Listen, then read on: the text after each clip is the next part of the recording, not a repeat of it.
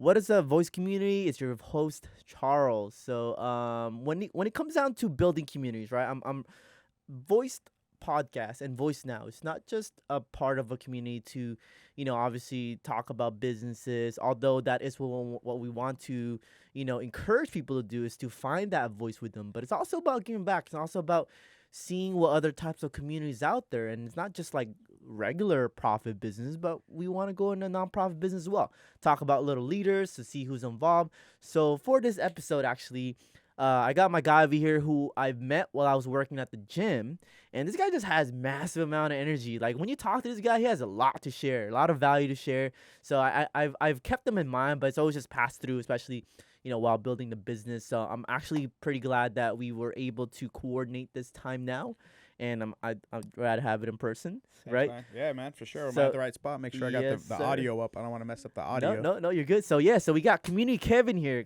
Kev, how you doing today, man? Man, I'm living the dream. I'm busy today, man. It's Yes, sir. it's answered prayer though, man. So we're busy today. In a good way, with the right? brand. Yeah, man. I was in elementary school this morning, Okay. teaching kids. We got these workbooks that I brought you a few in here, expanding Oh, it. okay, okay. And then we're talking about, Check it out between real quick. nonprofit and my for-profit side, I host a TV show that started a kid program, a child educator. My TV show is based on educating people about fishing and outdoors in California style. Nice.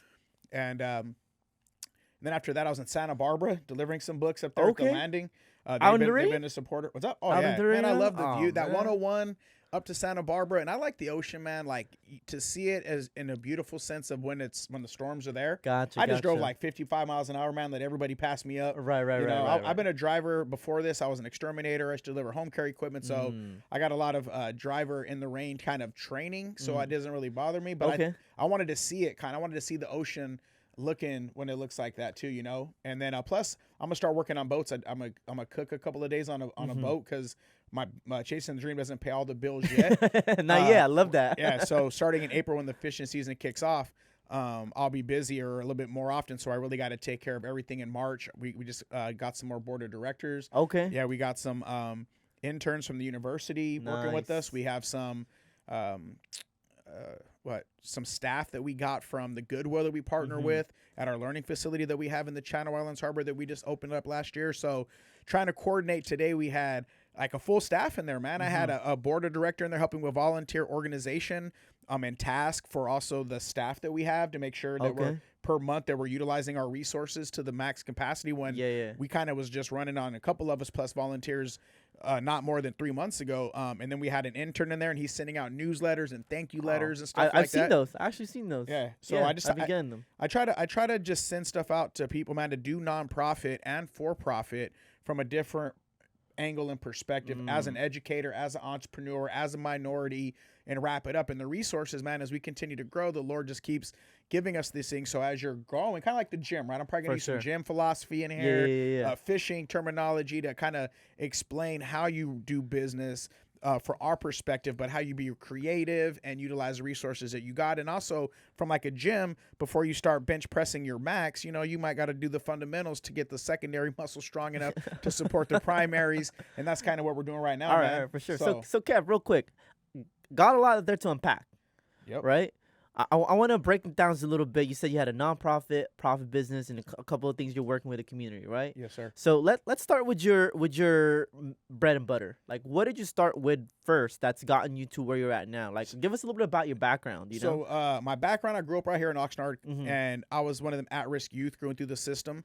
And I went back in 2010 to Oxnard College to be a filmmaker. Okay. I wanted to make a TV show for regular people to educate them on how we fish in California. Interesting. I didn't want it to be an infomercial type that you needed these exotic locations. You needed this expensive gear, just regular people fishing.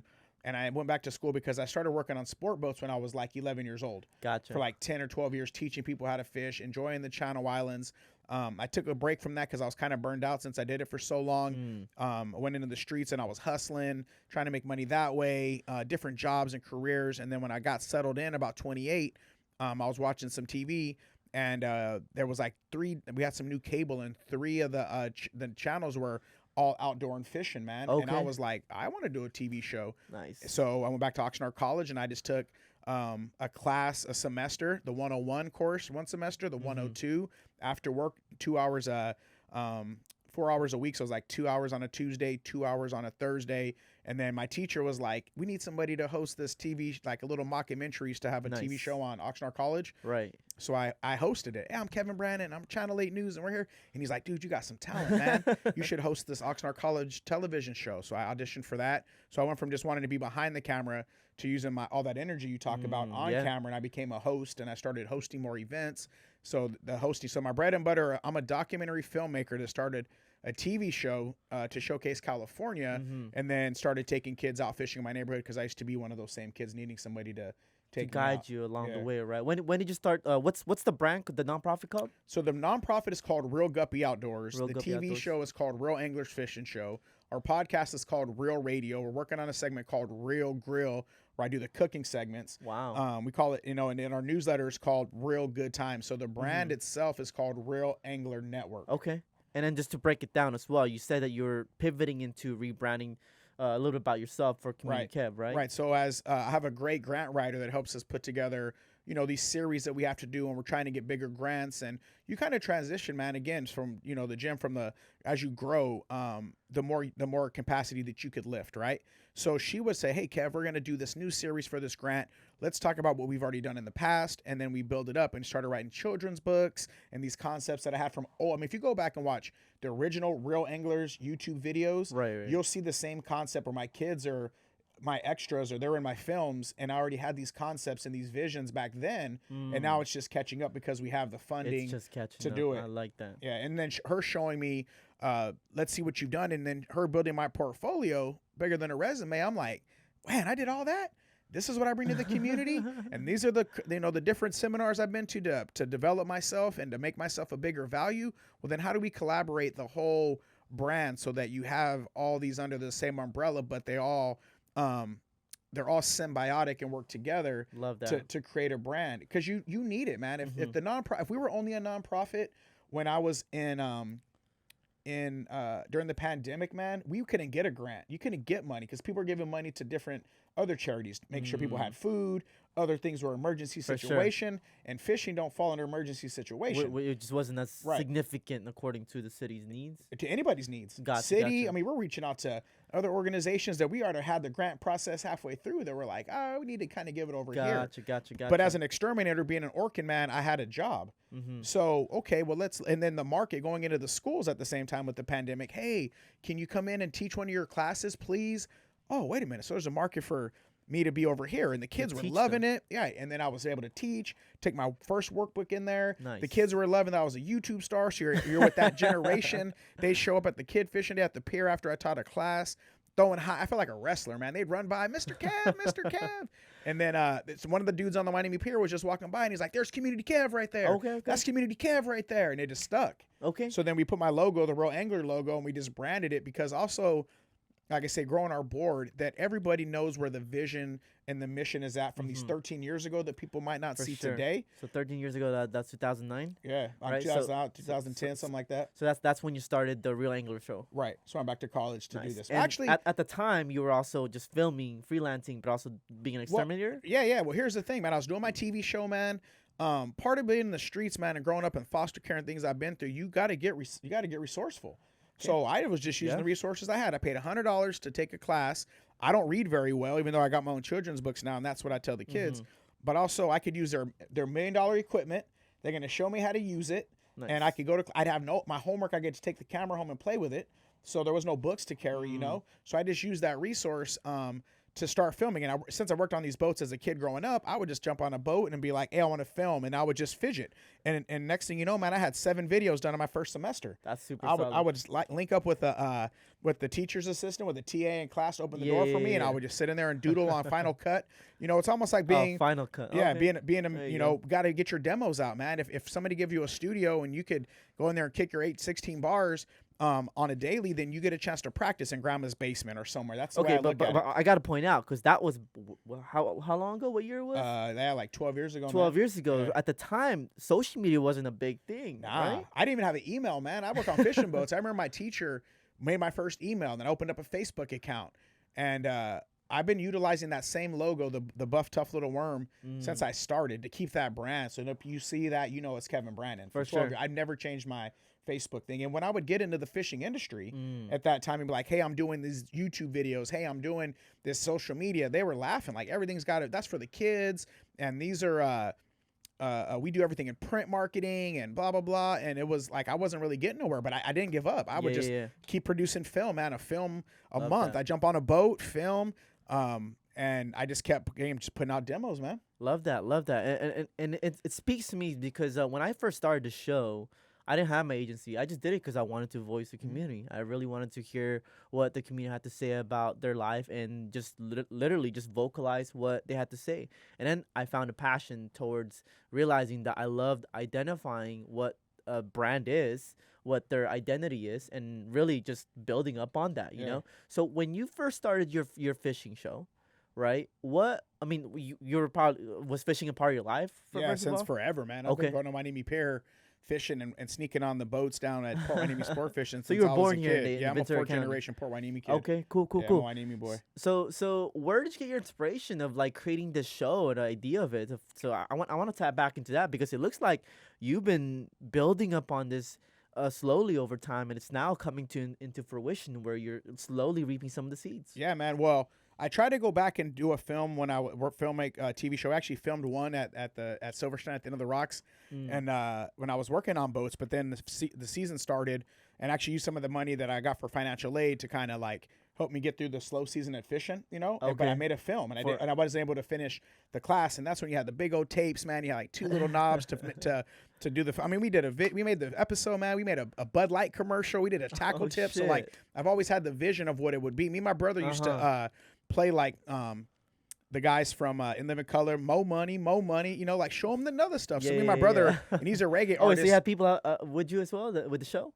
Well, my friends, the homies. Okay. Were they like consistently part of the show, or just like they were just my friends? Like, hey, Kev, we're gonna get some bears and go film, and this is Kev. You know, let's just go to basically we're gonna film what we do. Right. It's a California-based show for sure. We don't have boats. We don't have this. That's why it's called Real Anglers, because these are just what regular people could do fishing. You don't need all that fancy. We grew up over here in the South. We ain't got all that fancy schmancy stuff, you know. We're going to show you how to fish from a pier. We're going to show you how to fish from a jetty. We're going to use the resources that we can afford to do and show you how you could have a good time, even if you don't catch a big old whopper. Again, it's just about us hanging out in California, enjoying the sun, enjoying each other's presence, and goofing around, catching a couple fish, just like as a fun recreational thing. That was the concept. So my boys are already doing it. Love that. Our first volunteers at the kid days, where we got the word guppy is because we would give our kids a camera and let them film for the TV show. And we called it the Guppy Cam. All my kids, and all our kids were the first volunteers to come out and help to get other kids excited to come out and fish. And they would be our first volunteers, and their little servants learning how to, and the kids would see them doing it and want to be a part of it. So that's kind of the strategy.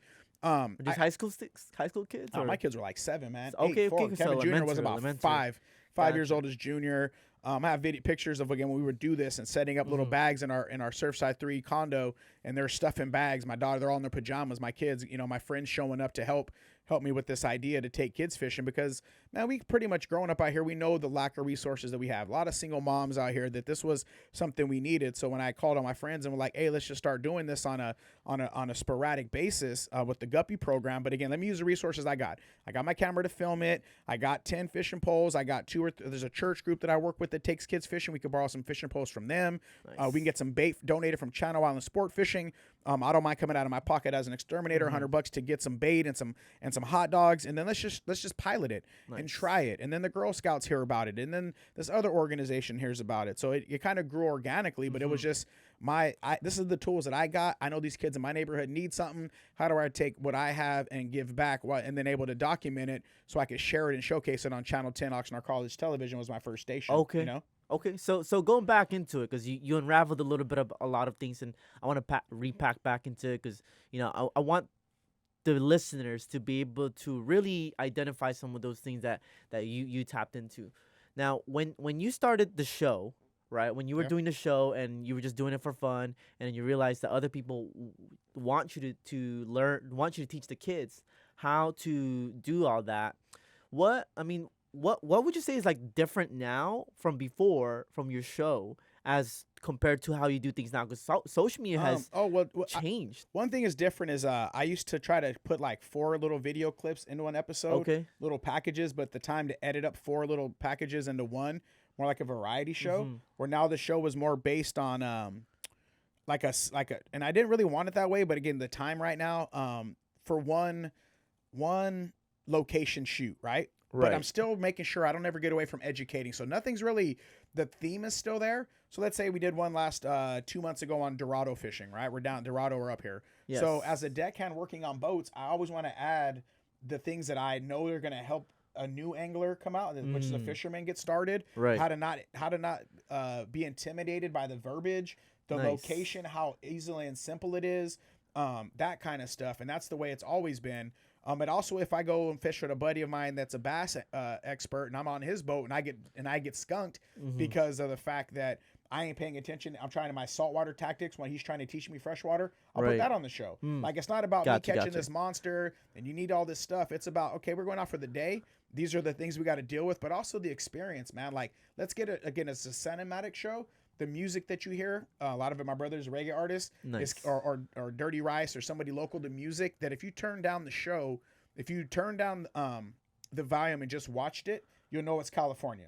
Palm trees, sunrises. Yeah. Let's really tell us. I'm a storyteller. So that's what's filmmaker. Huh? Yeah, storyteller. You know? And it's not just about, catching whoppers. So that part, but it really making sure, like, especially with Final Cut now, you could add little pop-ups in and stuff. For sure. So I could put stuff on the bottom and be like, this is a species of fish we're catching. This is the, you know what I mean? Like little pop-up inserts that come through. Yeah. While you're filming it, to keep it kind of cool and modern. But again, we want to make sure that it's always going to be like, knowledge based, like, that kind of thing. If you're watching Shark Week or something, when they pop in little pop-ups to just give you more information and keep you engaged in the show versus just watching fish come over the rail. But on that, man, let me just expand that. When I was doing my demos, I had a few people that I knew that were making film to look at them, and they would give me feedback and be like, "Look, man, this is just kind of boring." And I remember the first couple times I heard somebody say they were boring. I wanted to that's like calling my kids' pictures ugly. You're like, okay. You're like, what do you mean? This is a masterpiece. But they were taking the time, development, to say, okay, you got to tell a story in here, Kev. We need you more on camera, because I would do more filming and not as much educating because I was by myself. For sure. But I needed to film, so I would start doing like a mono, like like what you have right here, so I could film me back at the studio. So I've integrated, I guess, some of that question is how I've evolved as a real filmmaker, storyteller, versus just a collage of video or just pictures. I'm actually just curious because like I said, when you first started, that's why it was important for me to contextualize it, because you're creating something that was literally different and you had to pull resources from a different angle. And then now it's like, with social media, I could shoot a video like this, put it out, and then potentially see if people like it. And if it does get enough traction, I could create a show out of that. Yeah. You know what I'm saying? Well, some of this stuff, like with these books and stuff, I'll show you this new book that we did, and putting the QR code in the bottom so that the kids, when I go to school, they could like scan it and watch the YouTube video. Right. That was brought to me by the market, right? I'm in here filming. I brought my first book in there. And then the kids are like, "You're on YouTube." So they would come up. After I leave the school on a Wednesday, or Friday, they show up the following Wednesday to fish with us. They don't see half my videos. Right. And now I'm a YouTube star. So how do I bring that YouTube video easier access to them? So sometimes the market will present itself. I'm a Shark Tank fanatic, man. And I listen to a lot of audiobooks when I was an exterminator, for sure. Love that. Still today, not as frequently, because I'm not like knocking down cobwebs 5 hours a day. But of brand building, of the market changing, what the market actually says, so that versus a brand or a concept, you have a proof of concept. Love that. How does it fluctuate? So when I teach fishing, or talking to other entrepreneurs, it's the same thing. You got a taco box full of all this stuff.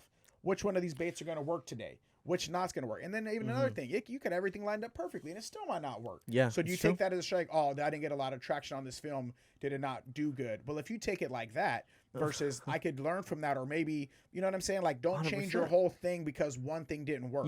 You can take feedback and evolve it based on what people see and then what you see as well. Take advice, not orders, man. I listen to Jim Rome a lot, Love Jim because Rome. People would tell me, or Jim Ron, people would tell me like, oh, you're peer fishing, or you're doing this and you're doing that. You need to be more hardcore. You need to be, and I never wanted to get off track on my vision. Look where I'm at right now. Facts. 4 workbooks in, got my own learning center. There we go. Because I stuck to my creativity. I stuck to what I wanted. There's already enough of that out there. So just be careful what you take from feedback. Because I heard, like these pictures of Nip out here, you have some artists, man, that might only have a few followers, and their music is hitting. Yeah. And you got somebody that got a bunch of music, and you're like a bunch of followers or likes, and you're like, but his message ain't really point. But he got. So what makes you a true artist? Is it your quality that you want to put out and keep your identity, or are you trying to mix around and move around so that you could just be liked? Gotcha. And you don't want to never give that up. No, for sure. You can't compromise. You can't. Yeah. So again, if you go back to some of the books that we're writing and you see my kids in the video years ago, you're like, oh, again, that was his grandma's. I call it like that. That's grandma's demo. That's where he was just getting down. Yeah, the audio ain't great. Yeah, I'm a college student, but the proof of concept is kind of there. You just got to tinker with it, and you might have to craft it. Again, like my daughter says, sometimes you got to burn the first pancake, Dad. You know? What does that mean? Because when you ever cook pancakes, it could be too hot. Okay. Or it could be too runny. So you got to figure out along the way. You gotta figure it out. Gotcha. But if you watch enough Martha Stewart videos, and you can start putting blueberries in there, before it's over. But if you burn the first, it's too hot, it's too runny, they're like this big around, and you just stop cooking. Why? You got to just add a little bit more flour and fluff it up, or lower the flame or the temperature, and figure that out. Okay, figure that out. I think it's just really cool, like from someone who started from your end, just from a show. How old were you? 20? I was like 28. I'm 28? raw, bro. I'm fresh off. I'm at that age right now. Yeah, I'm at these streets I'm at that hustling. age right Remember my teacher, man. The way I act in class, he's like, "You ever had a male role model?" Like, nah, fool. I got these streets to model by. Okay, so I was like raw, like fresh, but I knew that that area, like working in Westlake as an exterminator, man, in Agora Hills, I was able to leave this area and kind of see what wealth looked like. Okay. And then say, okay, well, how do I get to this wealth? Oh, well, I can see they got University of Michigan license plates, right? So they're educated. You got curious. Yeah, I'm a bopper. Like, how'd you get this? Like, okay, so somebody you had a plan. Your wife is at home watching the nanny do the laundry. Your kids are seeing this is what's normal. I go home, my kids think normal is running when the cops pull up. You know what I mean? I got some of this game twisted. Nice. But I was able to visualize what success looked like from a different perspective, and then just what do you do over here? That's why I found guys that was making film. Oh yeah, I'm a stuntman. Oh hey, well check it out. I do film. Can you check my film out? And then I come back to do a service 2 months later, and he's like, "Hey Kev, come in the house real quick. Let me sit you down and let me tell you, like your brand. You ain't even got the name of your hat on. You ain't got this going on." And he would just mold me, and I would take that back and bring him another demo like 6 months later. But see, that wasn't so much. That feedback is good because he's just trying to see. Okay, I see you got something here. Let me show you what it might look like. He told me. I remember he said, Law and Order. The bad guys there, and then they almost lose the case, and then they solve it. That's gonna happen every week, right? And I watch it every week, like something's gonna change. So kind of more structuring of a show to flow versus you should do that, you need to do this. So, but being over there in that area, I could see a different type of life that was being created for generational wealth, and I knew I wanted to start investing my time. Did you have any kids at that time? I had all my 3 kids already. You had all your 3 kids. Okay, so then you were in a point in your life where you said, "Hey, I need to create something where I can pass because I was wealth." either going to get raided by the police or by somebody trying to rob me, man. I could feel the heat coming from some direction. Okay. So let me put this in context, right? How old are you, if I'm asking? Now I'm 43. 43. Yeah, you're still young. Yeah. So a lot of people my age right now feel like it's over for them. I would say so. Like some people are just like pursuing job, which is totally fine. But I think there's a time for them to still pursue whatever it is that they think they're passionate. Oh, at this, dude, I'm 27. Yeah, if you think you're over already, then you need. I don't know. Okay, where you're getting your so philosophy. let's pivot back into. I want to tap back into your ideals, right? You had 3 kids. You're an exterminator. You started when you were 28. What was it that called out to you that decided, hey, you know what? I can make something. I can make a difference. Okay. Well, one thing was that I was just imagining my son talking to him on the other side of a jail phone through that glass, and him telling me, "You promised you'd always be here." Right. That would haunt me, brother. I got busted. I got a DUI, and I was fighting at the club. Oh shit. I'm Tony Montana. I'm out here doing the most, doing the worst. My life's starting to fall apart, and I could just remember thinking that my youngest son, he's my only son, and I think God, and I say God gave him to me last because I wasn't ready yet to raise a boy to be a man. You know what I'm saying? Gotcha. I had to transition out of it because he didn't get to see all the wilding his sisters did. But that was one thing, man. The smell of jail, when you smell this, when you wake up and you smell Lysol and brick, and then you got that shame when you come home that they know daddy was in jail. I remember when I got my DUI. I mean, I got lucky, man. I was pressed the line a lot. Just through the grace of God, I ain't in prison or dead. Mm-hmm. But I remember when they dropped me off at county jail for me to do my weekend for my DUI. Right. And that was like, man, you bad, huh, Kev? You super bad, right? Yeah, you got to kiss your family goodbye for 7. I mean, it's just a 48 hour lockdown for for a DUI, but that was one of the ones where, and then even when I was busted a couple times, like for a couple 3 or 4 days because they're usually over the weekend because I'm wilding out, OG's telling me aside and telling me like, hey man, you don't need to be in here. Like I was just blessed with other people for no reason. I don't know these dudes. Like, hey man, so-and-so about to go up say for 25 years. He ain't never going to see his 5 or 8-year-old again. And then when you could be hard, but when you're sitting in your bunk looking up, it's you and you. And then that smell. So there was some things, it wasn't like I just knew the life I was living and pursuing at the degree that I liked that lifestyle was about to run out. I love that. Like you helped me picture a powerful story right now from where you're at to seeing like, hey, do I really want to be this type of impact, not just for myself or my future, but for my kids? Yeah. Right. So you thought about others. Yeah. You thought about especially your family. My dad OD'd out of prison at 6 when I was 6. You know, I never got to meet him. So you saw the reflection a little bit. Yeah, and then as I got older, so as I matured too and got older, I could see that both my granddaddies, my mom and my dad's dad, came from it. So when you talk about today's generation, if we want to circle back there, I just think it's a different era for people, man. And that's what we got to look at. You know, if you come from an era, you know, the Bible, I started going back to church. I started going to church because I was burned out, dog. I had nothing else to look up to, man. I needed God, and I needed something. I done tried drugs. I done tried women. I done tried these streets. I done tried it all. And I was about to lose everything trying that way. So, the generational curses, man, that we carry on. You have generational wealth. You have generational curses. But you're like, oh, mom's had a deficiency with substance. Oh, well, shit. So both my granddaddies, they was out here doing the work. So, I mean, think about if you come from the 20s, right? Wow. You could have been in the Depression. Dad got, and back in them days, again, some of the things we could talk about, men couldn't talk about the depression that they had of trying to put food on the table, and they would leave their family.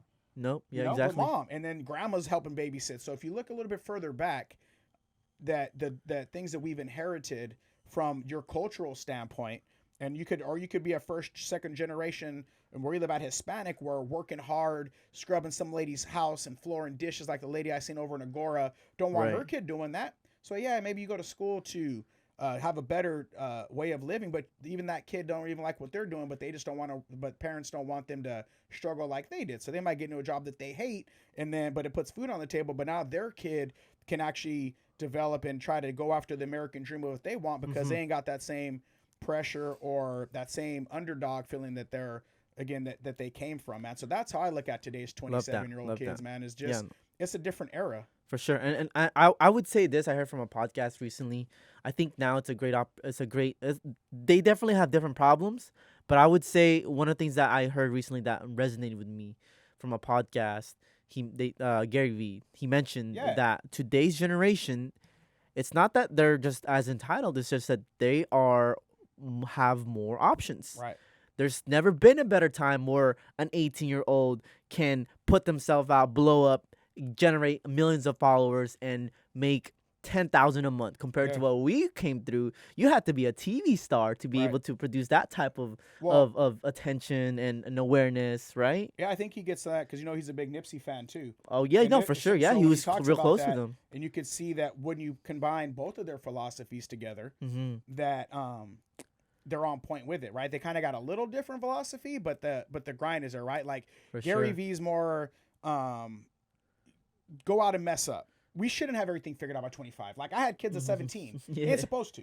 But that's common practice out here in our area, right? Right. For our kids and for us, right?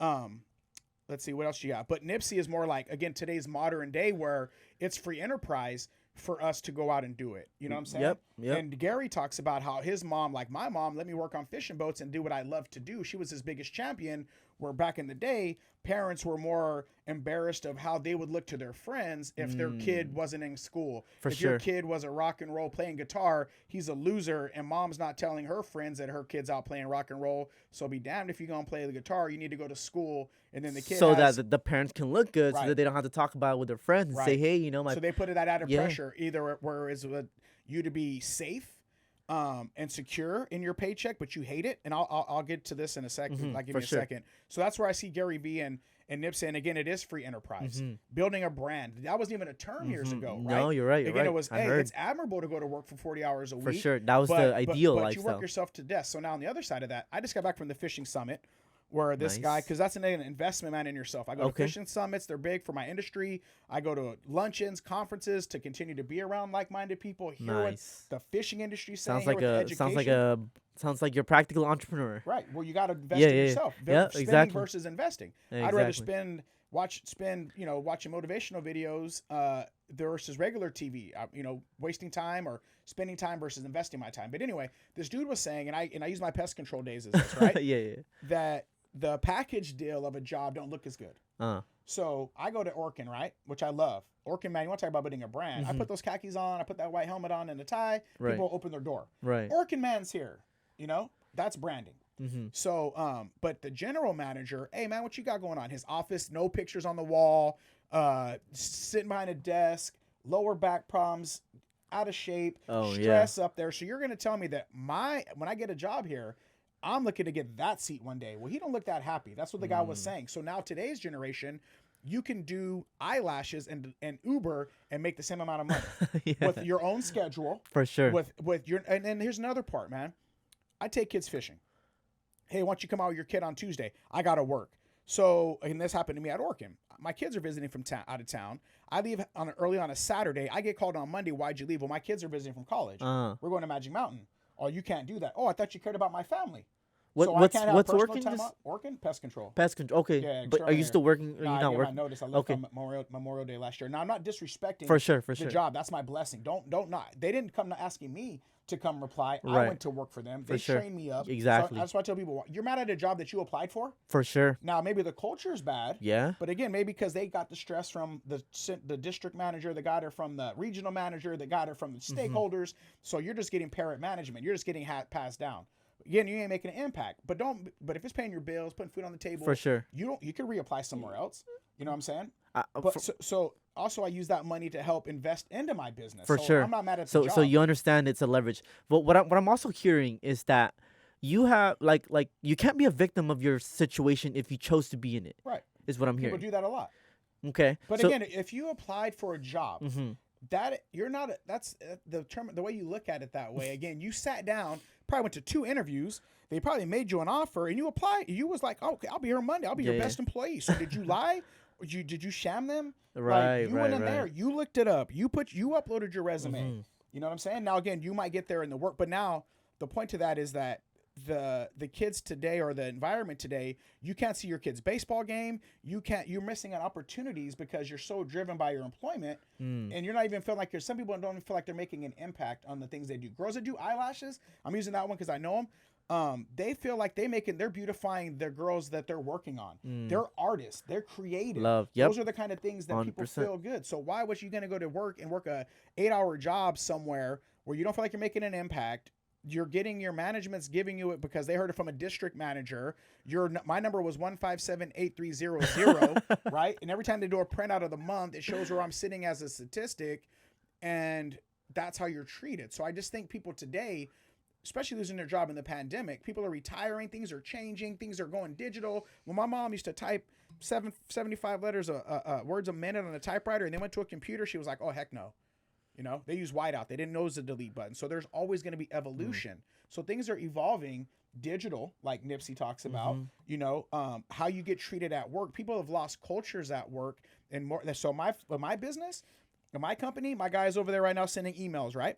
Somebody replies back, I take a picture, I send it to him and be like, look, man, your impact today you made on the company. So you know that you're part of this growing this what we're doing here. Versus over there, okay, well, if you could do 14 orders in a day, then you could probably do 15. Let's give them an extra one. So just cultures have changed. And I've read this book, 7 Habits of Successful People. Have you heard it? Yep, I have. And they talked about when the knowledgeable worker don't feel like that they're being heard, seek to be understood. And I just think people are tired of jobs that aren't impactful. The culture, it's always about the bottom line. They don't have Christmas parties no more. Bring your kid to work day no more. The things that make you feel like the job loves you. Yeah, the culture is there. So that's what's a new era. And there is a new culture. And if you can be a guy that can be successful and be a boss and an ownership, let me give you this. Sure. It's a little off track, but try it out. Go for it. People that hate LeBron. Okay. Why? Because he could tell his manager to stiff it, and everybody wishes they could tell their manager to stiff it. he don't get in trouble. Right. He go wherever he goes, he wins. Yeah. People hate winning. It's good for a minute, even when you're an entrepreneur. Mm-hmm. All of a sudden, all them, hey, look at my boy. Hey, yeah, he doing all that. Oh, you think he cool? You know what I'm saying? But a guy like LeBron that could make the moves that he wants, we all do, man. So nowadays that you can go out and be your own boss, that term used to be kicked around a lot, you know, it's there. And that people do want to be able to feel like I don't have to take orders all the time from a boss. Now, again, I understand that there's a hierarchy. Don't get me wrong. For sure. All I'm saying is that when people start making maneuvers on their own and they're bringing a value and they're making an impact back in this community and stuff like that, that's what we all really want to do. And some people in society really don't like all that. They rather somebody be, they hope you fail when you start to get so big, you know? So expect that as an entrepreneur and as you're grinding. Sometimes it can get lonely, man, but that's why you keep your people close. These are things you're only going to learn in the arena, though. You know what I'm saying? They don't got a book on that you could read. No. I definitely see a correlation with the fact that in the past it was ideal to work for somebody, but now it's like we mentioned, there's just more options. And I think it's the safety, though, that, you know, it's not ideal. It just gives you the house, it gives you the car, it gives you the dog. What the American dream was looking like. Yeah, no, you're right. You get out of World War I, World War II, you get married at 18, 19 years old, you start having kids. People don't want to get kids anymore. You know, you don't want a car payment. I can take an Uber where I need to go. And the funny thing is, I also agree with the fact that social media hasn't brought up new problems that existed. It just exposed it. 100. You know, so with the rise of technology and social media, it just allowed us to literally contextualize life from a different perspective, meaning that if you're living at a third world country or, you know, somewhere where you're more countryside, you see the lifestyle in Los Angeles, you see what the possibilities are, you know, and I think that's just what's presented now today in this generation where they can have that option to explore more. It's not just what Encyclopedia Britannica tell you in an article or National Geographic in a magazine tell you. You could actually experience and see things differently, and that's a big part of culture today, because people we could get other versions of stories, and people don't want us to know about other versions of stories. It's a story that we wrote out. Yep. You know, oh, wait a minute, we don't want to expose that. You know, the thinkers and the people that want more knowledge. I'm mixed race. I'm black, white, and Portuguese, right? My mom was white, but I was curious, to be honest. My mom wanted to always kind of give us our black side, even though she was white, because she's like, you're going to get enough of that in school. Let me explore to you these other things that went on that you're part of your history. Like my grandma that I found when I found where my dad was buried and talked to some family.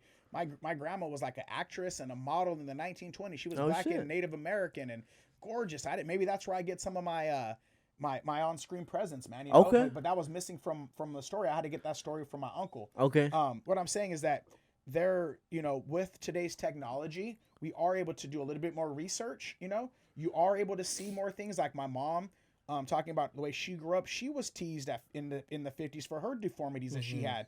Today, you know, she was a mental health. She did mental health her whole life, taking medications and pills. And not till I got older, I got to see it. But then I could look at it and say, well, she grew up in her teens and her adolescent. So the kids today, man, like these things, they go hand in hand. One thing I'm going to say this right now, just a little extra, and this is something I work on for myself, man. In this era, we talk a lot about like mental health. I think we need to talk about mental toughness, you know, not just thriving on it in the pill, but how do we help overcome that stuff, man? And we could use some of these platforms. And that's a lot what I talk about. When I go into a school and I tell a kid, I can't read, but look, I got my own children's books. When I was in elementary school, they used to have to take me out the class, bring me the other one to help me read and write because I needed to be taught a little extra. I failed the third grade to the second.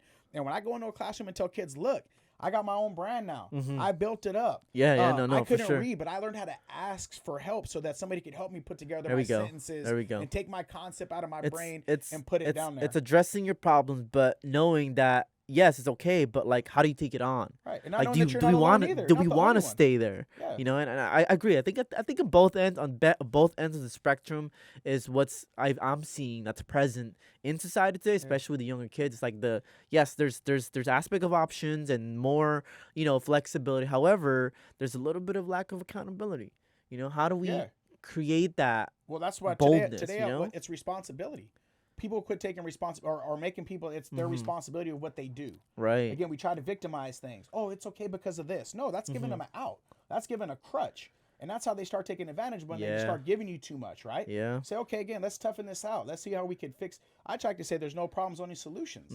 You know, but again, talking about the church thing, I'd take a couple discipleship classes and you could see the history is very parallel. and how things are certainly controlled, and you have different classes. Now, this is different from what we're doing, but I just feel like my job as a leader in the community now, as an educator, and my experiences growing up from those learning deficiencies, parents that were the way they were, grandparents the way they were, that I use my platform to highlight that. Love that. And be like, that's not, again, it's like having a spotter at the gym or a personal trainer, right? You have all that stuff in the gym, and you're like, well, what do I use? But then if you get a couple of assessments and you go through a couple of 6 months worth of it, that development factor, you're stronger, right? Yeah, you know why you got bicep goes into a tricep that goes into your shoulder, and now you got strong enough legs to do a hike when you couldn't before because you were over, the importance of knowledge and development is what's important, man. Yeah, no, I agree. Thank you for sharing that. And I think that's really important for you to share, knowing where you're at compared to the younger generation today as well, because again, with this platform, our goal is not just to, hey, we want to voice out different voices, but also to address those issues, and how do we take them on powerfully, how do we reshape, how do we evolve, how do we You know how you do it, man? I just say some of the news, again, they call it social media, it's called social network, and to say that these kids, that's what's up with the kids, there ain't no kids on Facebook. I don't have very many kids on Facebook or Instagram that follow me. Now, was it TikTok now? Like, adults came in there, and they're the ones that are talking about their bad relationships. They're the ones talking about politics, who's the president. Those are my age. Right. Well, not even older. I'm 43. Yeah. People that are on Facebook. Oh, that's right. Like 50, 60 years old. I see a lot of millennials talking in there and relating about their parental life now, and whether they have housing or finance, career. So it's interesting to see how it's evolved, because it used to be primarily. But now, okay, so let's generation. go to, okay, so check this out. Okay, I'm gonna go back with you, and this is some Gary Vee kind of stuff that I say too. The people in the day, the hippies forgot that they were hippies.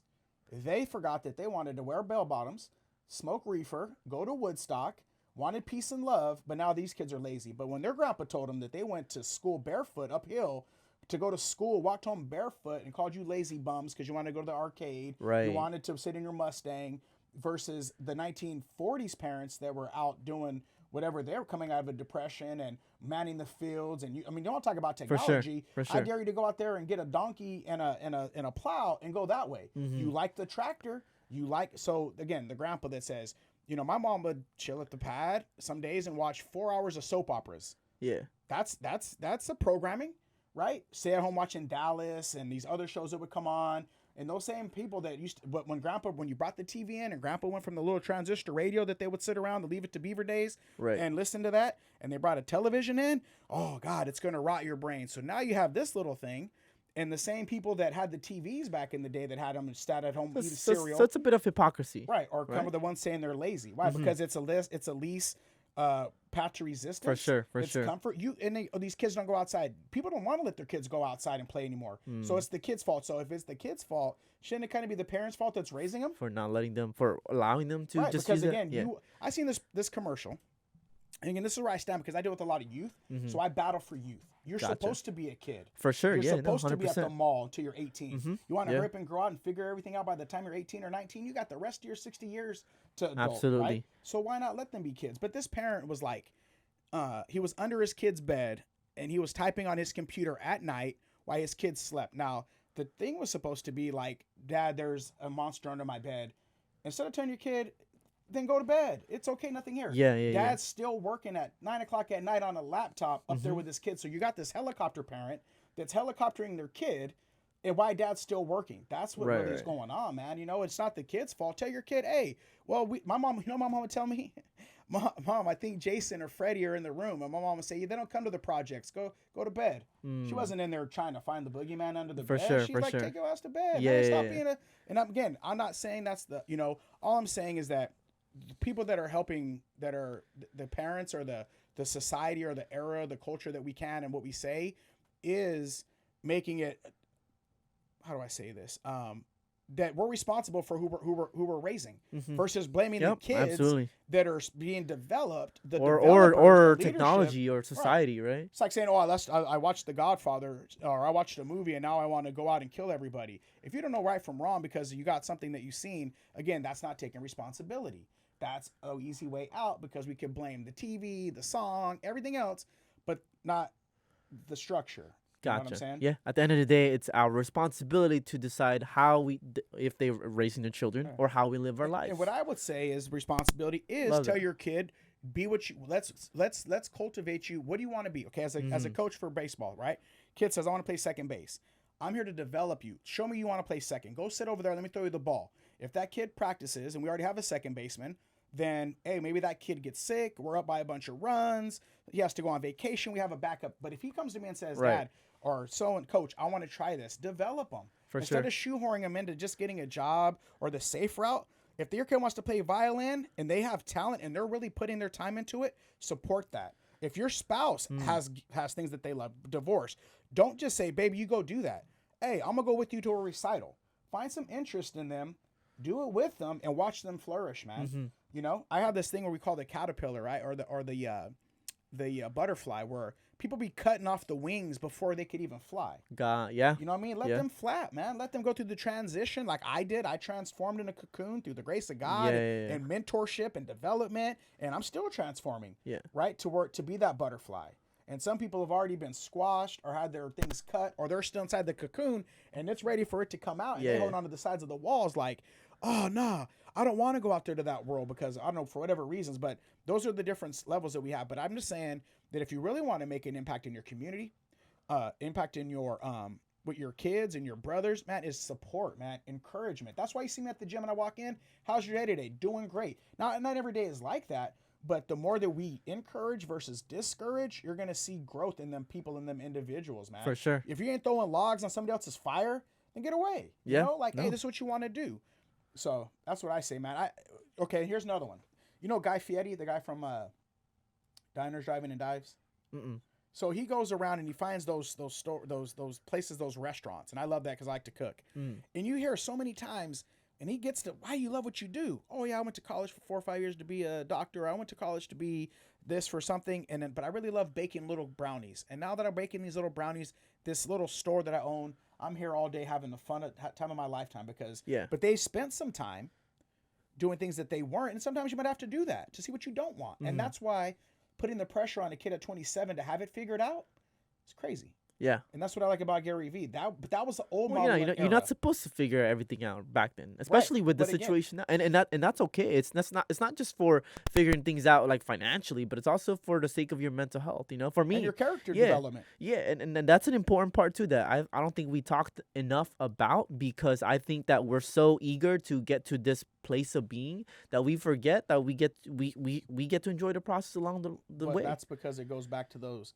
usually insecurities of the parents or somebody else to put limitations on them to be safe. So Kev, let me ask you, pivoting back into as a parent yourself, knowing this now what you do, how do you differentiate those thought processes communicating with parents and then communicating with your kids? Same way. So what you're saying is, for the parents, you let them know that, hey, you know, you need to be responsible for your kids. Whether that's if you're not happy for them, you have to understand that, hey, you're lacking self-awareness of how you're trying to present your kids, or even for your kids, are you trying to get them to become... Okay, so my daughter, right? I used to be a stiffler for like grades, right? This is what you do. One kid went to college, other one went and didn't like it and came back and I should go into beauty school. And I used to be like that. What are your goals? I'm asking my kids what are their goals, and I was putting more pressure because I'm goal-driven, right? For sure. Again, I came from the streets. My kids didn't. Their dad is an entrepreneur. They get to go follow their dad's crazy dream, right? Right. So if you're asking what I tell parents, I just say encourage, man. Like my son loved baseball. This is something I did learn with my kids. If my one daughter's at a meet, we're all going to go there and support her. If my son's got a game, we're going to try to be there to support one another. Assuming that these desires are supportive, right? Because, I mean, what if they wanted to do something crazy? I don't know. What? What's crazy? I don't know. Maybe they want to fucking hang out with bad influential people. Like, how would you differentiate that as a parent? I'm a bad influential parent. Well, what I mean by that is, okay, let's be more specific. Okay, come on. Okay, so there's obviously like gang related, right? People who do drugs, people who are possessively obsessed with, you know, abusing frigging drugs and shit like that. Like that's what I mean by differentiating that with what they want as opposed to what they feel they should have. That's right? a little different. I'm not cheering on the kids to go out and do that. Yeah, but, that's what I'm saying. I think again these kids have changed, man. When we were out in the streets, there was a lot more gang activity. I don't see as much. Again, I'm not saying it's not there. That's why when people say how hard it is today. I sang it with a bunch of most people. Kids today, I mean, it's there. It's Oxnard. Yeah, no, for sure. Don't get me wrong, but when I was out High School, man, it was a battleground. You had race riots. Oh, yeah. You don't see that out in high school right now. No. You know, things are, because you know why? The parents of the kids, the guys that I grew up with, all the people you're talking about, the bad influences, yeah. are in their kids' lives now. Yeah. So there's structure at home that they don't want their kids to follow in through. So you have that. Now, us out of the 80s kids, a lot of our dads, we grew up with single moms. Okay. And even if some of the guys that I know that are broken up from who their kid's mom is, they still in their kids' lives. For sure. We're different when our dads just disappeared on us. So I think it goes back to the structure. I don't see it as bad, but you also got to know the kids. I'm not that naive to know that if my kid wants to smoke a little weed or get a little drunk, I'm not losing my business. Now, if you're out here, you know, selling my TV to support your habit, I'm gonna beat you up. Maybe that's some of it too, man. How you discipline your kids? For sure. You know, that's another that's a problem, question right? for you. Like, do you hold them for their responsibility and accountability? And if you anything, trying to be their friend or you trying to be their parent? Right. You know? Right. So that's what I tell them, man. But to be naive and not think that a kid is gonna go out there and try some things. Again, I got daughters. I just hope that if she's alone with some dude that she remember what I say. I ain't gonna jump out the bed. Right. And be like, what are you doing? Kev, I actually have a question for you. I want to challenge more on the other side and share me your thoughts on this thing. When we say encourage the other kids, you know, I think some of the things that I see that parents or upcoming parents are afraid of raising their child to be is to go in other directions, such as their kids turning into OnlyFans to make money, right? You've heard about that, Yeah. right? Like, what are your thoughts on encouraging things like that? You know, Encouraging it? I encourage my kid to be happy. If you want to show your booty to get some money and you're getting all your money and somebody want to pay you, again, it just depends on where your ethics are at. Interesting. That's not my decision. Gotcha. That's ethics, you know? And I hope, I mean, if you can show your pinky toes off and get dough, who am I to say it? I just probably don't, I ain't going to go follow you, you know? But again, you just hope, man, that, you know, a couple things, man. You never hit the player, man. That's the first rule, right? So if that's how somebody decides to get it, you know, I mean, a parent, you gotta, I guess you would just say, like, what makes you want to do that? But again, if you're gifted and you got a big booty and some people look at it and give you money and you could go to the strip club. And there's other ways I and can think of as well. Yeah, but I mean, there's different things, you know, that's an individual decision. I can't speak on all of that, you know. If it was my kid, I would ask why, you know, but if you have a I'm more into talking about what's your passions and dreams to make an impact. If you could say, I could work, again, if a girl or a guy can make X amount of dollars in 2 hours and they could justify that within their own sense and they're an adult and they ain't hurting nobody or touching nobody's kids or being a sicko. Why not? That's you know, I come from a little town called Mind Your Damn Business, you know? So again, if my kids are grown and she's doing it, that's she got to deal with that later. Of course, you would try to, check the ethics, see what kind of health goes along with it, and that sort of thing. But that's like on the far side of things, far man, from you the know? spectrum. I was just curious to see how you would touch it as a parent because, you know, that is some of the concern that other people have expressed in my generation that, oh, you know, I would never let my child to be like that or something like that. But what do you mean, know? like so differentiate child though? Like their kids Like, growing up to be like that. Okay, but kids like that. So like if my daughter's grown up in college, 22 years old, I can't really tell her what to do no more. Yeah. So when you say my kid, if your kid's 14, you still have some say so. For sure. And you got to. What I mean is like oh, they've grown up past 18-year-old. They're an adult, man. Yeah. You're right. Because the things that I did when my mom was like, "Boy, you better quit." Man, mind your business, mom. So again, I'm not. That's what I mean by like, there's an empathy. Okay. There's an empathetic side that I have, a compassionate understanding, man. I was lost in this world, man. You know. So for me to put my restrictions or blame or shame or guilt anybody for their decision making, the only thing that, again, this is on the real, is if you like touching somebody's kids, man, that's about the only thing that I think that you could do that is disgusting, that you can't come back from, or being a thief or something, you know, that you want, you know. But even, you know, there's that's where I would draw the line on something that you're like, that's utterly disgusting, you can't come back from. But anything else, if you want to, again, a girl want to be work at a topless bar and make all that money or do what she wants to do. But you're an adult, yeah. Yeah, she's an adult. You're an adult, yeah. I think I agree. I agree with that sense. So I've never had. I don't have kids, so for me, like to gain that perspective from you, I think is valuable, especially for people listening in here. It's like shit. My daughter right now, right? She's a nanny, and there was an opportunity for her to get a job with somebody I knew to work under a boss. And as a dad, I could be like, you should take this job. You need to go do that because I think that's what's best for you. But I ain't following my philosophy. My daughter's like, well, I kind of like being the nanny, and I like being my peace and happiness where I'm at. So I was in the middle saying, there's an opportunity. It could be great for you down the road for you to learn to work under an entrepreneur because she wants to have her own salon. This could be a door for you. Then I left her right there. If you want to call this person and get an interview and do it, versus putting so much pressure on her that she leaves where her happiness is at. Yeah. And as a parent, that's what a parenting job is. Mm-hmm. That's what It's to help development guide is. them, right? It's Right, leadership. to an extent. Mm-hmm. And then the same with us. Sometimes you got to be there and say, you know, just like when they cross. So I tell my kids, remember the baby gates that used to be on the door? The baby gates are still around you. They're Yeah. just bigger. So I got to watch you from a distance. So if you want to stagger and fall, that's how you learn too. Mm-hmm. You know, or if you got to suffer and eat noodles for a little while. I had to be an entrepreneur. So Yeah. there is some growth that go along with it. Now That part's important. I think even just an entrepreneur, a lot of people want to be like. For me, I know I grew up from being overly coddled, so like I was used to that type of raising style. So that when I was left on my own, I would get scared. Yeah. But then realizing along the way when I started to become an entrepreneur, like dude, you messing up is a part of the process, and just like growth in life and anything that you're coming across, that it's okay for you to make mistakes so that you can learn from it and you can figure out what you don't like and what you do like. Right. 100%. And that's what I think it goes back to figuring out life and saying kids that are 27 years old that think you're just getting started, man. You know, I went back to school at 27.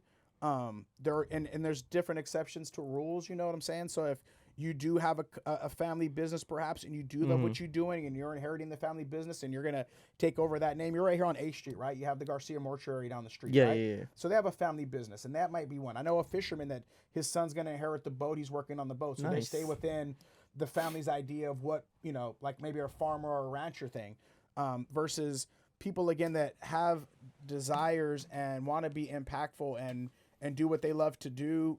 And then as parents, we help guide them through that path, but let them stagger a little bit. Again, that guy that wanted to play second base that I coached, you know, let a couple balls bounce off his knee without saying, you suck, get out of there, I knew you didn't have it. If you're developing and giving them a chance, because that's what, again, the burning the first pancake, I think that has to be, whether you're being an entrepreneur, again, you want to be a helicopter pilot, where you want to be your kids, because there could be a generation too where men and women where, yeah, your son is 18 and ain't a girl good enough for your son now because you raised your little man to be your overprotective. For sure, right? for sure. And then, you know, I see some boys like can't even pump gas yet. You know, Oh, ain't you supposed to man. get out and pump your mom's gas for her?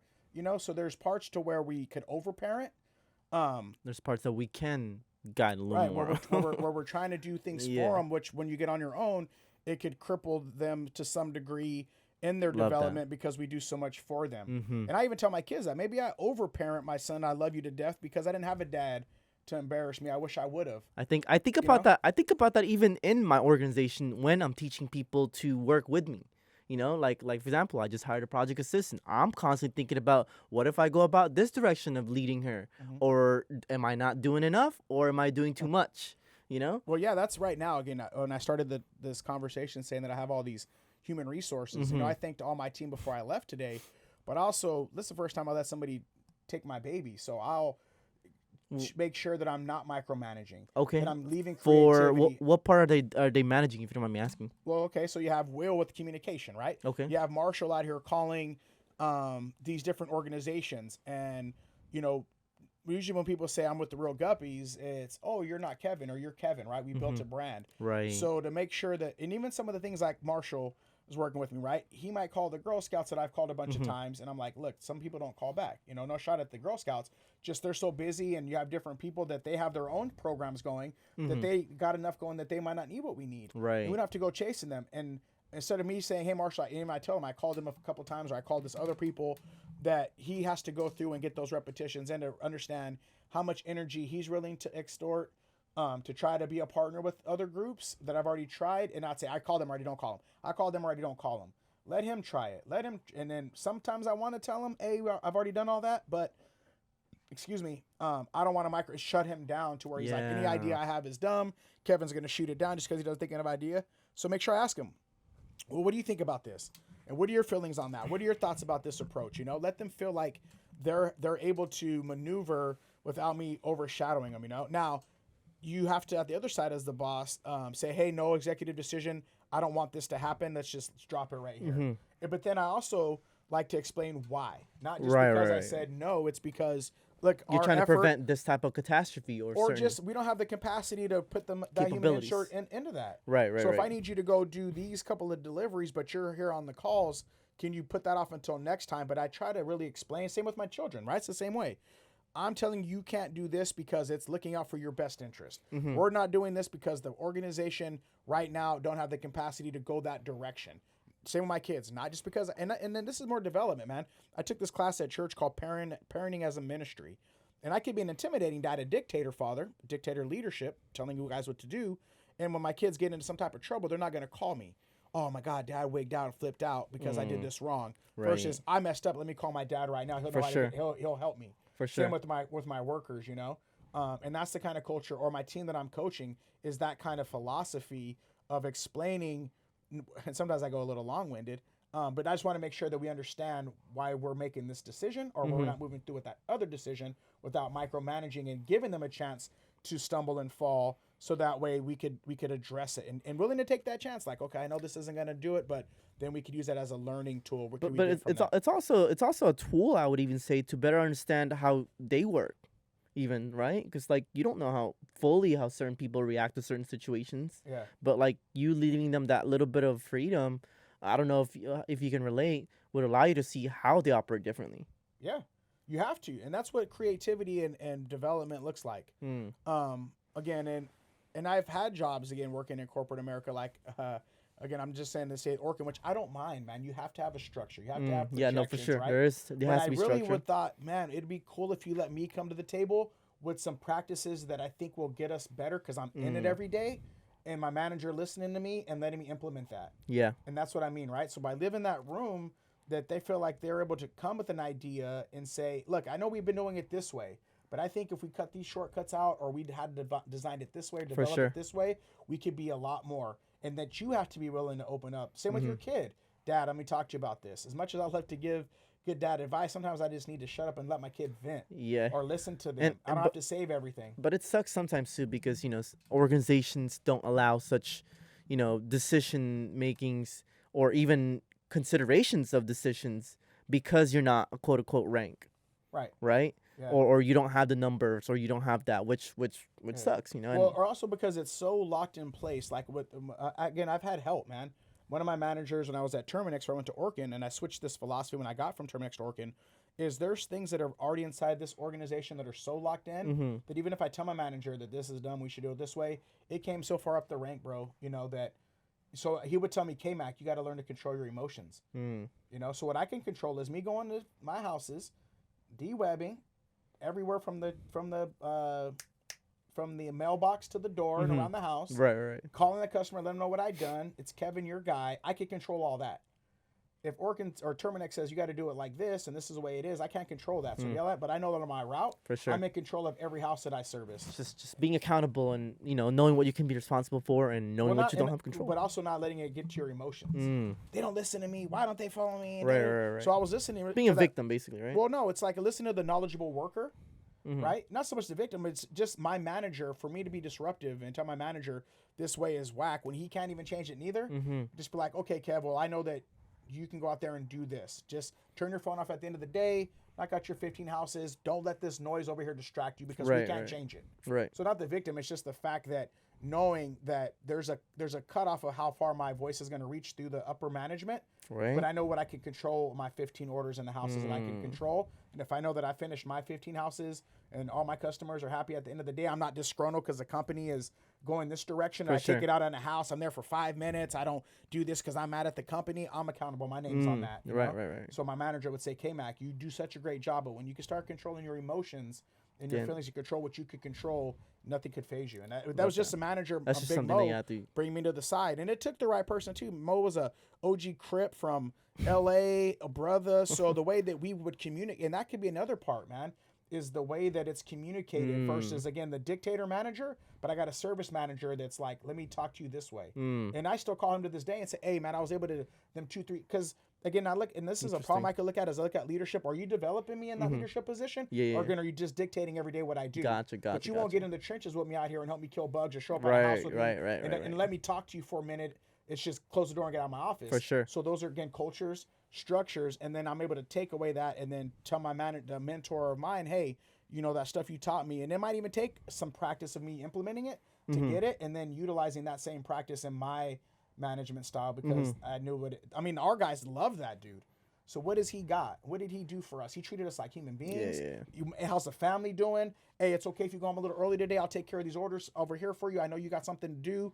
Let me know what you got so we can make sure that that you could have, versus I don't care what you got these orders, get them done. Who cares? Love it. Love it. So love it. that's the culture. So I know Cool. that was I don't know if that was off track, but No, you're good. You showcase a lot on how it influenced your style of leadership. Question: pivoting back into your Real Guppy Outdoors, right? With this nonprofit, and it seems like you got a lot going on. You said you had some people working with you already to help develop and organize the structure for it. Yeah, man. So we got a board of directors that is coming on to help us more. We had a small board, and we were like a PTA size to where we're a company now. You know, we're trying to get a licensing deal with our books and the community Kev on paid projects that go through the licensing for profit side. That we could take a percentage of that to help the nonprofit fluctuate, you know. But also again, giving tasks to people where, hey, can you mind helping us fundraise? And yes, Kevin, I'm committed, and asking them for the commitment, and you know, bringing it out there and slaying it out for them to say, yeah, I want to buy into this amazing thing you guys are doing, and I could help out at this capacity to make sure you could take, because as I'm elevating, I can't turn all those plates anymore. I need to pass a plate to somebody else and let them turn it, you know. And they're coming in, and it's growing. Just for the purpose of this, and to reiterate again, in case people missed it, with this nonprofit and the goal of this with Real Guppy overall, what's you guys' mission, or what are you guys trying to accomplish? I know you briefly mentioned educating kids more on fishing and other people as well. Nah, man, that's where it's wrong, man. And that's because our mission is to empower individuals to make an impact in their environment. Okay. And that's what it says in our new mission statement. Because I'm just using what I could use. I have my fishing pole. Yeah. I had knowledge of that to create something to give back. But if a kid comes in that wants to, but I could explain to him how I built something, and that same kid that can't read wants to go out and follow his dream, or a parent that's listening to me tell their kid that says, I want to go be an entrepreneur. I'm just a vessel, man. And this is my catalyst that I have. Yeah. But I'm just out here to help serve my community and bring other organizations together. I just happen to be chosen to do that. So just to take them fishing on the pier, we term like we lure them in and stuff. But you know, it's way more than just teaching them how to fish, man. It's so let's expand on that a little bit. What does that mission look like, and how are you guys going about that to expand it? Because it looks like you're putting a couple of things together, and I'm just curious what you guys are trying to build up upon, and I want to see how people listening can tap in to potentially even, you know, maybe work with you, or maybe offer things that can help you out as well, you know. So when we do it, we say community helping community to serve the community, right? So now that we have this learning center, and it's not just based out of my house like it's been for years, we could have series where the families are coming in together, a family engagement program, right? So let's say we go to the islands this week, and they could do a little report on the islands. Now, we're also bringing in Department of Fish and Wildlife. We have NOAA that owns the islands. You have Ventura County Credit Union as a partner of ours, besides just a donation check. For sure. How do you learn about financial literacy? We have a facility now. Okay. So we can put together series and be like, okay, we're going to partner this up, mentorship development, right? So we could use our facility now to say, hey, like today we talked. There's a lady from eWomen that's on our board now, and she's an AFLAC representative, and they want me to come talk to their women's meeting, right? Love that. So I said, okay, well then that'd be great. You guys could be a speaker here, because some of the Girl Scouts that we've worked with, some of them already have their own jobs, their own company. One does like Play-Doh, another one cooks and bakes. So you come in here and you be a speaker for these ladies, anglers, right? Right. Talk to them about, you know, you being a boss. Then the next week we'll have the credit union talking about financial literacy, or even a family that comes. Let's say our Thursday speaker night, we say, hey, if you've been a Guppy family and you need to learn about financial literacy, our partner Ventura County Credit Union will be here from 6 to 7 to answer questions. First 20 people sign up. Nice. So we're just a hub to where we could bring in not just a monetary program, but also a community a need that we could use in our area, and bring that together. Or you got a kid that wants to be a marine biologist, and we work with NOAA. Hey, can we shadow Isaac to come along with you to see what it's like as a marine biologist for the day? So now he's looking at a bigger occupation. He has a career on the ocean versus just a job, you know, like Haas, right? Where they try to maybe get you in there to just be an employee versus chasing your career path. So there's ways that we could do more, occupational development, community, bringing partners together in the community to do a lecture or on the weekend, or do a beach cleanup. So there's ways, dude, I do a lot of face-to-face networking. I'm in like 2 different chambers of commerce. I do the Latino Business Expo. I'm in the fishing community, a leadership community. And then how do we kind of just be the bridge that kind of brings some of these together? Again, if fishing lures them in, or there's a way that I could create a presentation using fishing as a what is the term? Teach a man to fish, he could eat forever versus giving forever. him one. Yeah. So that backbone of how do we use our learning center for those, and that also helps us expand into some of the grants. Like I'm getting into elementary schools with the after school program where I'm taking all my marine stuff into their school and teaching them about it right there on the campus. So there's man, I know that was a long answer, but there's ways of not just fishing to use our facility. Love that. I go to your facility, you come to our pier, we have different speakers and engagements that come in for development during the daytime when the kids are at school. We could do entrepreneurial training at the learning center on a lunch and learn, stuff like that. Cool. Love that. And we'll share some links that after this and near the end of the episode, we'll share a little bit about how to get access to these stuff, because obviously for Voice Podcast, we want to extend some of these worlds as well, connections and resources for other people to get involved with as well. Pivoting towards that end of this episode, that way we don't take too much of your time. What are some of the things that you're excited for? I mean, you kind of already mentioned some of the things that's going on. I'm excited for Bass Pro Shops, man. I just got into Bass Pro Shops as a speaker. And again, man, I had a list of goals, right? Bass Pro Shop, Daiwa, I just got signed with them as a Fishing Reel sponsor. Costa Sunglasses, talked with them today. I'm on Maui Gym. But these are companies that have seen me work and introduced them by other people. Again, a contact's better than a contract, I heard. So people say, hey, this dude really dominates this area. Never heard of that. Yeah. That's clever. Here's Kevin Brannon. He does this. I fish with him on this for these crab nets, but he's a good guy. And then Bass Pro Shop has me doing seminars, and then that's going to open the door to get our books in there. Nice. We're working on a retail side right now to get into Barnes & Noble, strategizing. So, I mean, we're doing these schools so that we can build that portfolio. So when we go into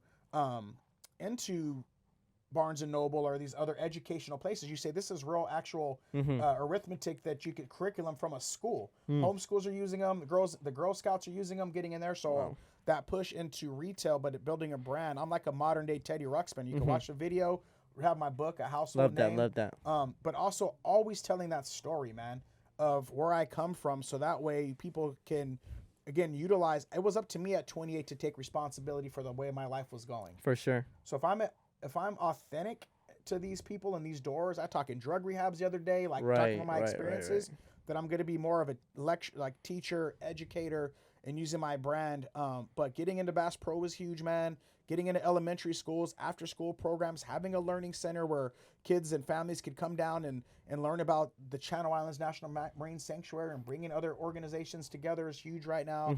And, everything that I had on my list, I'm on TV on Wednesdays on the Pursuit Network. I'm on Mossy Oak TV. I've kind of crossed out all the things on this goal. Wow. But I feel like I'm being led to do more stuff, and I've got opportunity to go into youth authorities, talk to kids at risk, talk to young men as this mental health thing and people getting out there, and then also an inclusion. I'm actually being drawn that way. So we have our team at the learning facility that could still do the kid fishing if Kevin's on the road doing a seminar or speaking to someone over here, that we could really saturate it out, and it's really going that way right now, man. So I'm excited. That is super exciting. You have a lot going on for you. And I think a lot of the things that you started, just starting from the fishing show, to much more than what it is now. So the vision's always been, again, if you look back at it, that's what I want people to understand. It's the long game. You'll hear, but like Gary Vee talk about, it's the long game, man. Now you can get it there a little bit faster now because of the different outlets, but it's all about longevity. It's the long game. But again, if you go back and you see Kevin Jr., my daughter Unique, Anthony hiking in Newberry Park, and it says Real Guppy Spring Break, and then you see Spring Break that we're over here 10 years later, it's the same vision, man. It's just that it takes time for that, again, for that caterpillar to come out. There was learning business, learning how to invest my money, get the character to be to sit in some of these rooms that I didn't have before, to talk to these CEOs that I didn't have. I wasn't built up yet to sustain where I'm going. So, but and as busy as we are, it's still under the umbrella. I'm not trying to save whales. I'm not trying to do other things. It's still under the same umbrella. It's still the same umbrella. It's just an extension of it, right? It's all the same, brother. Like I say, my videos have been about educating. Okay. Always. So if you see a guppy video from 10 years ago, you'll see the same guppy video today. It just more people can see it, but that stuff's already in the archives and in the vault, man. Love that.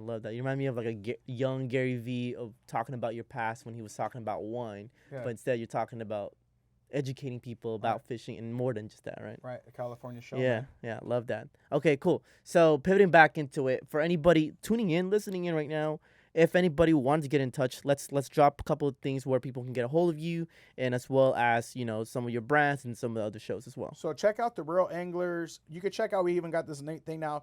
CommunityKev.net, CommunityKevin.com. Right. You can check out Real Guppy Outdoors. Everything is spelled with REEL. Real Anglers Fishing Show. Real Guppy Outdoors. YouTube. Google it. I mean, as big as we've gotten, you just type in about real and half an angler. It'll go to the YouTube, the website. Real Guppies is because we're one of the only ones teaching kids and families how to fish. So yeah, if you just type in or Kevin Brannon, and I mean, literally, man, it's really a household name, man. I like to. What are we doing with Community Kev? Like, talk to us a little bit about that before we end. So Community Kev is just what I said. It's the whole thing. Mm-hmm. There ain't just the nonprofit Kevin. There ain't just the so filmmaker. this is Kevin. your brand, like Kev. This hall is mine. The Real Angler, the TV show. This is my brand. Too. For This sure, is part but of it. Community Kev captures that whole thing. Yeah, right? but Community Kev, because I got to build a value, man. For sure. If you want me to come into your school and talk to your kids, or you want me to come in and go to Bass Pro Shop, you're getting Community Kev. It's identity. It's identity. So that way you could just show, like, again, that it's the whole. Look at The Rock, right? Is he just a wrestler? Okay, No. Look at it this Oh way. no. Look at Oprah. Okay. Is she just a game show? Is she No. just a daytime host? No. She's an impactful community leader. Community Kev. There you go. I love that. Okay. Yeah. Again, Cool. The Rock could do movies. He could wrestle. You got guys man. so you got crossover. So that's why I'm saying Community Kev. That way people say, oh, this nonprofit. Love Well, that. I've built this up for 13 years. So to just kind of look at me as just a nonprofit founder, I feel like it's taking away the credibility and the empire that I've built. Yeah, and your resources, your connections, your knowledge, your whatever you built, right? Your portfolio, I would say, for at least that's what we call it in my agency. Yeah, portfolio. Yeah. It's not a resume no more. It's a portfolio. There we go. All right, cool. So for the last part of this episode, for anybody tuning in, what is, if there's any last message that you could voice out, what would that be? Anything's possible, man. Mm-hmm. The logo on Community Kev, it's the worm catching the fish, man. Normally the fish eats the worm.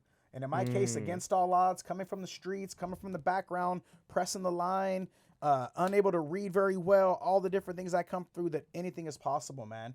And I don't mean if you're 4'10", you could play in the NBA. That's not what I mean. Not like anything is possible. What I mean is the dream and the tangible, possible little things that you would like to create and do are possible, man. If a kid that couldn't read, that came out of here, can do it in what I do, but just don't give up, man. Don't get discouraged. You know what I mean? And get your repetitions in. Look forward to burning that first pancake. Do not look for instant gratification. Just because to be sustainable, you can see somebody win the lottery or somebody get a big contract in the NFL or something, and they ain't got the structure and the foundation around them to be sustainable, and they could go bankrupt no time. True. So just make sure that you understand that. Be ready to eat some top ramen noodles and look for some lonely times. There's difference between being alone and being lonely. It's funny. I was eating ramen today. Now sometimes I fiend for it. I just want to drink the juice. But that's it. Honestly, is that against all odds, anything are possible. It's still America. Just because the 8 ball is blocking your shot, don't mean the game is over, man. Love that.